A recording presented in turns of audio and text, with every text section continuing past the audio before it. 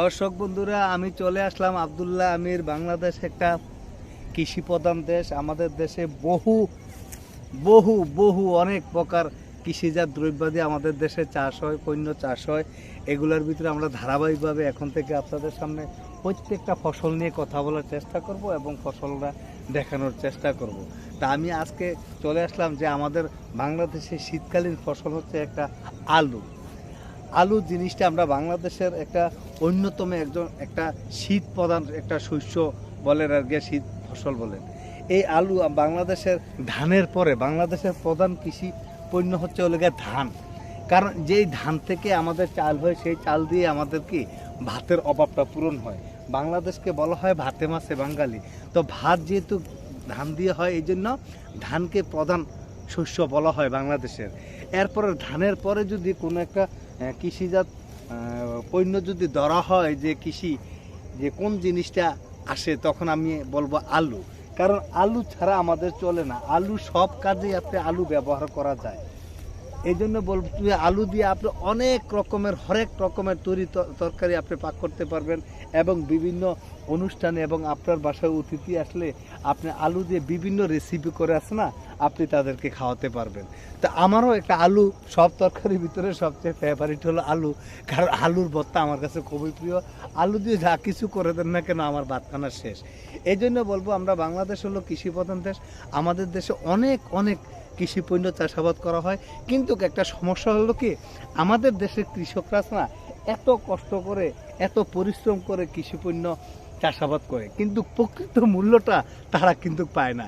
এটার একটা লাভের অংশ, একটা প্রকৃত একটা বড় একটা লাভের অংশ চলে যায় আমাদের দেশের একটা সিন্ডিকেটের কাছে। কারণ একটা কৃষক একটা ফসল করতে হলে, এই যে আপনারা দেখতেছেন, আমি দেখাচ্ছি এই যে আলু গাছটা, এই যে আলু গাছটা আপনার একদিনে হবে না। এই আলু গাছটা আপনার পরিপূর্ণ করতে হলে প্রথমে আপনার মাটিটাকে কি আলুর উপযোগী করতে হবে। এটারে চাষ করে মাটিটার এত জোরজোরা করতে হবে যাতে মাটিটা কি সফট থাকে, নরম থাকে। এবং এটা গাছটা লাগানোর আগে না হলেও 4 থেকে 5 রকমের সার ব্যবহার করা হয়। ইউরিয়া, পটাশ, তারপরে টিএসপি, এরকম আরও 5-6টা সার ব্যবহার করা লাগে। তারপরও কি এই আলুটা কি আপনার লাগাইতে হয়। এই আলুটা যে আজকে লাগাবেন খালি আজকেই আপনি ফলন পেয়ে যাবেন তা না। এটার জন্য আপনার 115 থেকে 130 দিন আপনার সময় অপেক্ষা করতে হবে। কারণ 3 মাসের আগে কোনো ফলনই হয় না। 3 মাসের উপরে যায় কি একটা ফলন হইতে, পরিপূর্ণ হতে 3 মাস প্লাস লাগে। আমাদের দেশে মূলত 3টার উপরে ফলন হয় না। তো এই জন্য আলু চাষটা একটা অন্যতম চাষ। এই জন্য আমরা অন্ততপক্ষে আলু যাতে বেশি বেশি চাষ করা হয়, এই জন্য কৃষকদেরকে কী করতে হবে, উৎসাহ করতে হবে। কৃষকের যে বীজটা আছে না, বীজটা যাতে সহজে পায়, এই জন্য কি আমাদের সরকার থেকে প্রয়োজনীয় ব্যবস্থা নিতে হবে যাতে অতি সহজে যাতে একটা কৃষক কি আলুর বীজটা এবং হাইব্রিড বীজটা যাতে অতি ফলন হয়, বেশি ফলন হয়, ওই বীজটা যাতে কৃষক সহজে পায়, সেই ব্যবস্থাটা আমাদের করতে হবে। আরও করতে হবে কি, কৃষক যাতে এই একটা কৃষিপণ্য চাষাবাদ করতে যে প্রয়োজনীয় সার সরঞ্জাম, এখন আধুনিক যন্ত্রপাতি তৈরি হচ্ছে, এগুলো যাতে সহজে কৃষি পায়। তা আপনারা অবশ্যই আমাদের চ্যানেলের সাথে যুক্ত থাকেন। ধারাবাহিকভাবে আমরা প্রত্যেকটা ফসল বাংলাদেশের আপনাদের সামনে তুলে ধরার চেষ্টা করব। তা আপনারা অবশ্যই আমাদের পাশে থাকুন।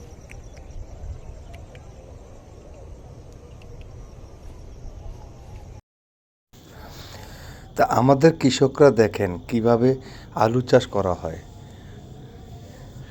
প্রথমে আলুর বীজগুলা লাগানো হয়, তারপরে মাটি দিয়ে আছে না, মাটি দিয়ে ঢেকে দেওয়া হয়। ঢেকে দেওয়ার পরে এই যে আমরা কুমিল্লার ভাষায় বলা হয় হ্যাঞ্জা বা নাড়া বলা হয়, এগুলা দেওয়া হয় এই কারণে যাতে মাটির যে পানির যে ইয়াটা, এটা যাতে সূর্যের তাপে যাতে সহজে শুকাইয়া না যায়, এই জন্য এই হ্যাঞ্জা দিয়ে এগুলা ঢাইকা দেওয়া হয় যাতে মাটির উর্বরতাটা কি ঠিক থাকে। আপনারা আমি আবারও দেখানোর চেষ্টা করতেছি হ্যাঞ্জাগুলো কিভাবে দেওয়া হয় এবং পর্যায়ক্রমে এগুলো সরিয়ে সরিয়ে আছে না, আপনার আগাছাগুলো পরিষ্কার করা লাগে, সময় মতন একটু পানি দেওয়া লাগে। যখন মাটিটা একটু শুকিয়ে যাবে তখন আপনার আবার পানি দিতে হবে, পানি দিয়ে সার দিতে হবে। আবার কিছুদিন পর পর মাটিটা আছে না আপনার একটু নাড়া দিয়ে দিতে হবে যাতে মাটিটা সব সময় সফট থাকে। যত মাটিটা সফট থাকবে তখন আলুর ফসলটা আছে না, ফলনটা একটু বেশি হবে। জায়গাটা যত নরম থাকবে তখন আলুটা বড় হওয়ার কি সুযোগ পায়। এইভাবেই নানাবিধ কষ্ট করেই আমাদের কৃষকরা সোনার ফসল ফেরোয়, আর আমরা ঘরে বসে বা এক জায়গা থেকে পাই। এখানে আমরা আলু নিয়ে বিভিন্ন কথা বললাম বন্ধুরা। এই আলুটা আপনার দীর্ঘ প্রায় 4 মাস অপেক্ষা করা লাগবে, 3 মাস প্লাস। তো এই যেটা সহজে আমরা যে বাজারে গিয়ে সহজে 1 কেজি আলু 20 টাকা 25 টাকা দিয়ে কিনে ফেলি, কিন্তু যত সহজে আমরা আলুটা পাই, আসলে এটা চাষাবাস করতে কিন্তু এত সহজ না। এটার জন্য অনেক হাড়কাটুনি পরিশ্রম করতে হয়। এটা আপনার প্রথমে লাগানোর আগে অনেক মাটিটা পরিচর্যা করা লাগে।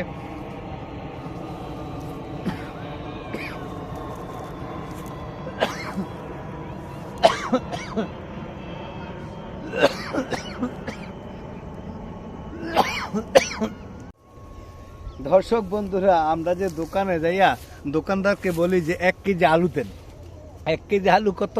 20 টাকা 25 টাকা 30 টাকা। তো আমরা যত সহজে একটা দোকান থেকে যাইয়া আলু 1 কেজি 20 টাকা 30 টাকা দিয়ে কিনি, আসলে এই আলুর ফলনটা কিন্তু এত সহজ না। এই আলুর ফলনটা পাইতে হলে আপনার দীর্ঘ প্রায় 4 মাস অপেক্ষা করতে হবে একটা কৃষককে। আর 4 মাস যখন অপেক্ষা করবে, 4 মাস পরে এই ফলনটা আমাদের কৃষকের হাতে আসে, তখন তার হাসি মুখে হাসে। কিন্তু এর আগে আপনার কি খাটুনি করা লাগে দেখেন।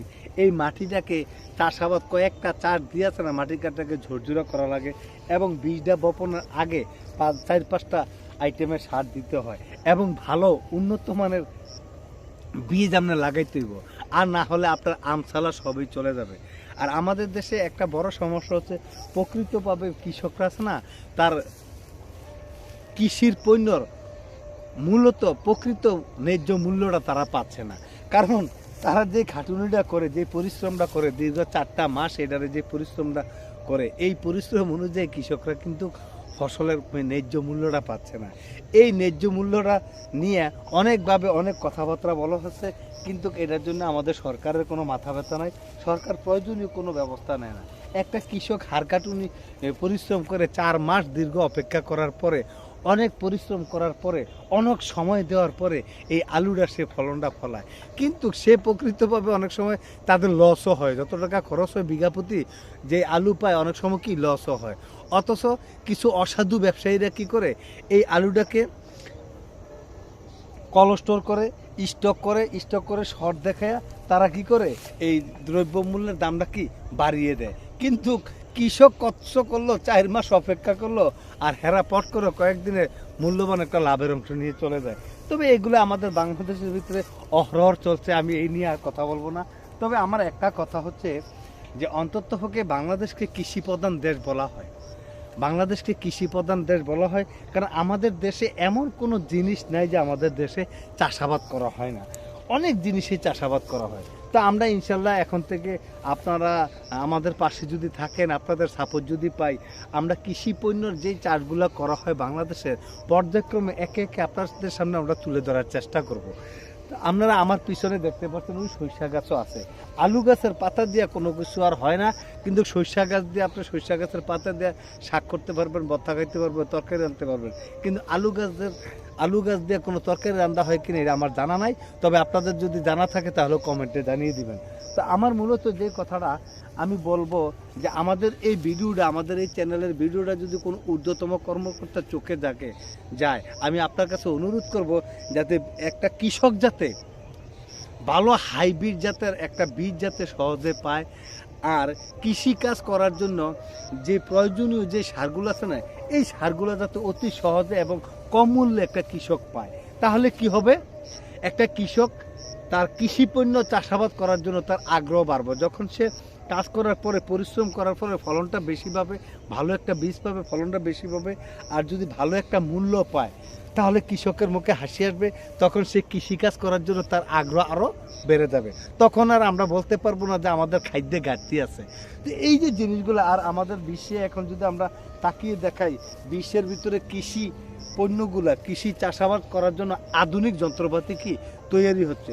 বহির্বিশ্বের ভিতরে উন্নত কান্ট্রিতে ওরা উন্নত মানের কৃষি সামগ্রী ব্যবহার করে, যারা অতি সহজে আছে না, অল্প সময়ে অতি কম খরচে আছে না, তাদের ফলনগুলো করতে পারে।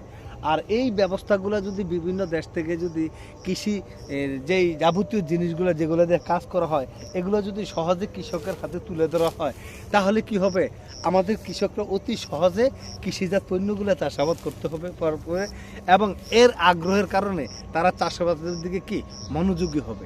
এই জন্য আমি বলবো আপনারা সবাই একটা কৃষক যাতে বাঁচে, তার ন্যায্য মূল্যটা যাতে পায়, তার জন্য প্রয়োজনীয় ব্যবস্থা নেবেন। আরেকটা জিনিস করবেন, যাতে তার বীজগুলো যাতে হাইব্রিড অনুযায়ী যাতে সব ভালো ভালো বীজ যাতে একটা কৃষক সহজে পায় সেই ব্যবস্থা করতে হবে। আর যাতে কৃষকরা যাতে আমাদের দেশে পুরা ভারমার তো বৃষ্টি হয় না, অন্ততকে তারা যাতে সেচের ব্যবস্থাটা করতে পারে, কৃষি কাজগুলো করার জন্য যাতে পানি অতি সহজে তুলতে পারে, সেই জন্য প্রয়োজনীয় ব্যবস্থা যাতে আমাদের সরকারের থাকে। তো আপনারা আমাদের চ্যানেলের থাকুন। আর আমাদের কৃষক যাতে বাঁচে, কৃষক বাঁচলে দেশ বাঁচবে, দেশ বাঁচলে আমরা সবাই বাঁচবো, দেশ বাঁচলে দেশ উন্নতি হবে। এই জন্য বাংলাদেশ কৃষি পণ্য দেশ, কৃষি প্রধান দেশ, এই কথাটা বাস্তবায়ন করতে হলে অবশ্যই কৃষকদের পাশে আমাদের সবাই থাকতে হবে। আর আমরা যাতে কৃষকরা যাতে সঠিক ন্যায্য মূল্যটা পায়, এই জন্য প্রয়োজনীয় ব্যবস্থা করতে হবে। আপনারা আমাদের পাশে থাকুন। আমিও আপনাদের সামনে চলে আসবো, কারণ আজকের বিষয়টা বললাম আলু নিয়ে। আলু ধানের পরে বাংলাদেশের একটা প্রধান শস্য একটা জিনিস হলো আলু। আলু বাংলাদেশে চলে না এমন কোনো কাজের নাই, এই জন্য বেশি বেশি করে আলু খান। আলুর অনেক পুষ্টি আছে। আবার আলু আপনার অন্যান্য তরকারির তুলনায় একমাত্র আলুর দামটাই কি একটু কম, অনেক কম আলুর কমটা। আর অন্যান্য তরকারিগুলো 100 টাকার উপরে, 80 টাকা এবং 100 টাকার উপরে, একমাত্র আলুই কি 20 টাকা 30 টাকার ভিতরে থাকে। এই জন্য আলু বেশি বেশি করে খান। আর আলু যাতে চাষাবাদ বেশি হয়, কৃষকদেরকে কি উৎসাহিত করুন। ভালো থাকুন, সুস্থ থাকুন। আবারও কোনো এক কৃষি পণ্য নিয়ে আপনাদের সামনে চলে আসবো। ভালো থাকুন, সুস্থ থাকুন। আল্লাহ হাফেজ।